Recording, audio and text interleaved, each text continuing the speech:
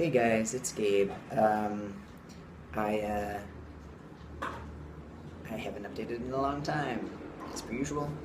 Um, I have a lot to update on, so uh, I'm just gonna kind of probably just do a bit of a rambly life update.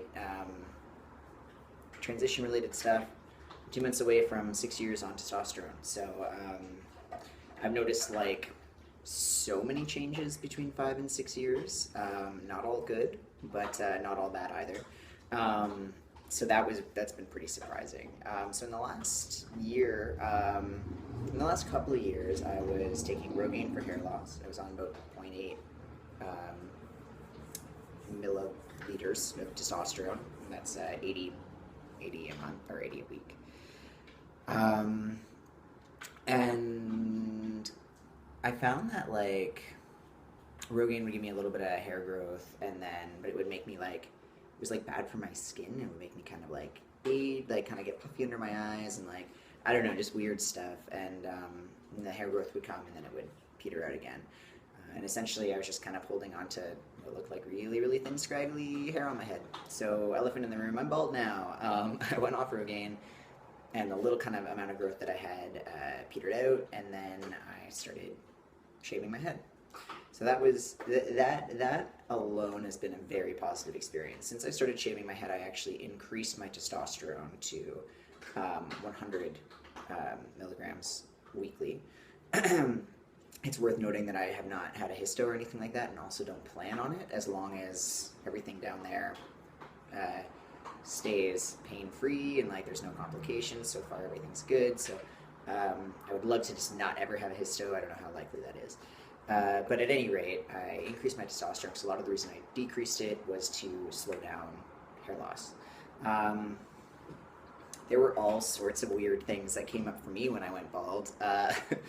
It wasn't immediately a transformative and empowering experience. I definitely had a moment, and now I was still with my long term partner, who I was with for 5 years, when I started shaving my head. That has since changed, and I am now single, so I'll talk about that and how that impacts as well. But basically, talking a lot as I do about self love and the politics of desirability and beauty and body image and stuff like that, shaving my head was like, it was good and it was bad. I felt like it brought up some internalized transphobia stuff where I was like, I just felt like totally, I felt almost inhuman. It was so hard. It was like, oh my god, now I'm bald and trans. Um, who who will ever love me? Which is wild because I was like in a relationship at that time, although it wasn't healthy. Um, and it was nearing the end. We'll call it that. So it wasn't an affirming relationship for my body image or anything like that. Um, yeah, so I had to kind of work through that a little bit and try to get in touch with the parts of myself that I felt were innately lovable um, and innately desirable. And something that's like helped with that, but was very much a superficial help, like kind of like band-aid the wound while I kind of figure things out, was to really focus on fitness. So I've definitely had a lot of progress in that arena in the last year of my life. I've become really dedicated to it, and it's actually the kind of byproduct of that, coming from this like anxious space of like, who will ever love me? I should work out. A problematic body relationship there. But is that I had this in rock climbing and in doing calisthenics. I developed a really good routine for coping with my anxiety. And I think a lot of what's kind of like the kind of accidental byproduct of all the things that have happened lately, removing my hair, increasing my testosterone slightly to a dose that I, historically was more comfortable at, and then working out consistently, was that I managed to create this like three-pronged attack for greatly reducing my anxiety. And that has been a godsend for giving myself just enough space in terms of my mental health to start to relate to myself again as a desirable human being who will in fact find love. Which is just a funny thing. It's just a funny thing. And just a human thing to be anxious about. So I've had a funny kind of journey. My partner and I broke up, I guess, 8 weeks ago, 2 months ago. And I was like, okay, cool. And this relates to being queer for so much of my life, or being perceived queer for so much of my life, and then being in this heterosexual seeming relationship for 5 years. Got into the relationship and was like, cool, now I'll be gay. And so part of that also is this sort of like weird relationship with how people posit trans masculinity, and this idea that when you go on testosterone, you're going to be gay, and all these like stupid myths that I totally debunked in my mind, but hadn't really debunked in my mind. So so I went on Grinder and went on Scruff and like started, flirting with dudes and went on some dates and stuff. And yeah, it was like, cool, okay, I guess this is the new me. I'll just have to kind of like, and there was this very strange feeling obligation about it all, where I was like, cool, well, I don't know, I'm probably not gonna like it until I try it a couple of times, and probably not gonna like it until I like get used to people, and this idea that like, I just have to find the right guy, and like all of the narratives that were thrown at me when I was like 14 coming out as a lesbian, I'm not throwing at myself because I want so badly to be witnessed as queer. Little aside on this, I have historically had attraction to men, like kind of like male beauty, like I've never developed feelings for a guy. So I think that was confusing, especially in that I was kind of like, I don't know, I definitely don't think I'm like heterosexual, but having had this experience, and it's kind of like, and a very positive experience as well. Like I had some weird questions on Grindr, but most guys like actually weren't very phased by the fact that I was trans or bald, and most guys just thought I was kind of cute and charming and nice. So it was, in the end, a really affirming experience. But after having explored that a little bit, I then developed met someone who is a woman, and kind of started having some crushing feelings, and I was like, okay, this is the difference. I guess I'm just not gay. And had this like sort of identity crisis about it, where I was like, oh my god.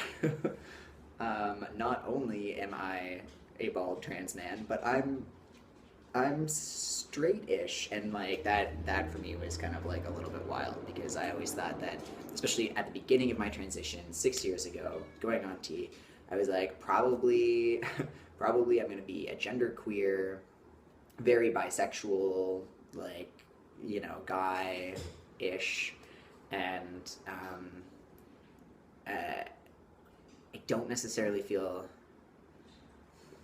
my gender queerness, and like the way that I relate to my gender has definitely like shifted a lot through my transition.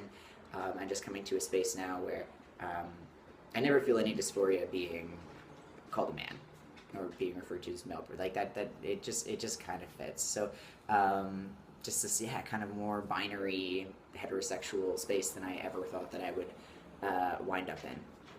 So kind of working through all that, the newfound insecurities around being where I am in my transition, and around now for the first time being a single trans person, and like kind of coming out to people. And I don't know, dating apps are easy because you can kind of go on Tinder and be like, I'm a trans man. People are like, okay, cool. That's how I swing it anyways. I like to just kind of put it out there front and center. But then meeting people in person, and it's kind of like, you should add me on Facebook, and like, I hope that you maybe go through my Facebook a little bit and see the things that I post, and maybe go back far enough that you see some of my earlier photos, and maybe you already know about trans people, and so you can go, oh, I bet Gabe's trans. But like, in reality, that is an insecurity. There's this sort of like, it's like this two-pronged thing, right? So I do wear a lot of hats. I like to accessorize. Also, I am still insecure about not having hair at my age, and and I haven't quite reclaimed that sort of publicly. So I do wear a lot of hats, and I'm like, meeting people, it's then this idea of like, oh my god, at some point you're gonna find out that I'm bald, and at some point you're gonna find out that I'm trans, and like, that's just gonna be a lot, a lot for someone to deal with, which is unfair to myself, but and which, you would hope that attraction is about more than looks. And I know that seems kind of like rosy to say, but like I experience attraction as being more than about looks. And so you would hope that something like not having hair that something like being trans would not be that big of an issue, and like I guess if you're gonna date someone, you would want to date the kind of person for whom that's not an issue. So, right, all that stuff. But I don't know. It's still gonna be a process here, um, like kind of working through those things. But I'm happy to make this video right now, coming from a place um, where a lot I've come really far, and I do like the way that I look without hair, and it is my worst fear realized, and yet is not that bad. So I don't know. Yeah. Anyways, I'll show you guys. I'm also coming up on, or just surpassed, 5 years post-op surgery. That was back in March, and yeah, and I'm really happy with that. A lot of sensation, couple numb spots, but mostly all sensation back, and yeah, totally. I don't quite know what else to say at this point, guys. I'd love to check back in with an update sooner, and maybe now that I'm kind of, single again, have a little bit more time, I will do that. Okay, thanks, guys. See ya.